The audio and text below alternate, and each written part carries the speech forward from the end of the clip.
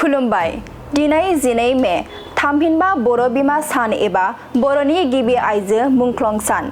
दिनैनि बे सानाव बर'फोरा बड'लेण्ड सोमावसारनायनि गिबि आइजो मुंख्लंफोर गायदे बसुमतारी आरो हेलेना बसुमतारीनि मुंख्लंजानाय सानजों लोब्बा लाखिनानै बर' बिमा सान महरै फालिनाय जायो। बिथांमोना 12 मे 1988 मायथाइयाव बड'लेण्ड सोमावसारनायनि समाव सा-8 दाय गैयै गामियारि सुबुंफोरखौ पुलिसआ खानायखौ होबथानो नाजादोंमोन। जाउनाव आसाम पुलिसनि गुलि गावनायाव खास्रि बिस्रियै 12 मे 1988 मायथाइयाव क'क्राझार जिल्लानि गसाइगाव महकुमानि सिङाव थानाय सराइबिलाव अबथिरायै मुंख्लं जानो गोनां जायो। बै दुखुथिया सानखौ बर' हारिया हारिनि थाखाय जिउ बाउसोमनाय सुबुंफोरखौ मान होनायनि असिलायै बिथांमोननि गोसोखांथियाव बर' बिमा सान महरै फालिनाय जायो। थारैनो बिथांमोननि हारिनि थाखाय मावलांनाय गोख्रों नाजाथाबनाय आरो साहसफोरा जोंनि हारियाव अराय गोजों हाथरखि जानानै थाबाय थागोन। खुलुमबाय। दिनै 12 मे थामहिनबा बर' बिमा सान एबा बर'नि गिबि आइजो मुंख्लं सान। दिनैनि बे सानाव बर'फोरा बड'लेण्ड सोमावसारनायनि गिबि आइजो मुंख्लंफोर गायदे बसुमतारी आरो हेलेना बसुमतारीनि मुंख्लंजानाय सानजों लोब्बा लाखिनानै बर' बिमा सान महरै फालिनाय जायो। बिथांमोना 12 मे 1988 मायथाइयाव बड'लेण्ड सोमावसारनायनि समाव सा-8 दाय गैयै गामियारि सुबुंफोरखौ पुलिसआ खानायखौ होबथानो नाजादोंमोन।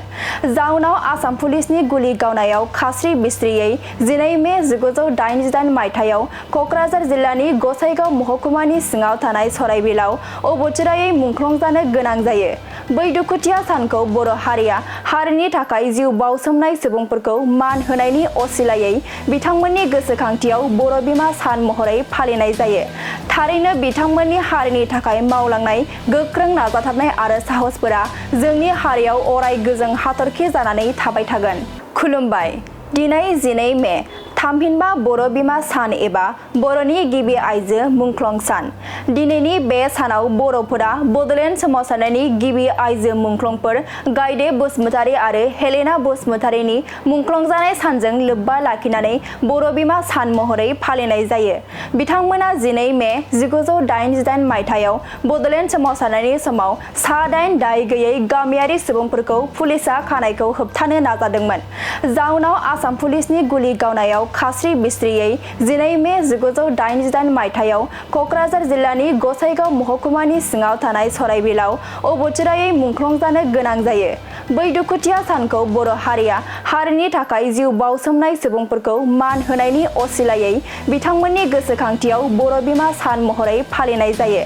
थारैनो बिथांमोननि हारिनि थाखाय मावलांनाय गोख्रों नाजाथाबनाय आरो साहसफोरा जोंनि हारियाव अराय गोजों हाथरखि जानानै थाबाय थागोन।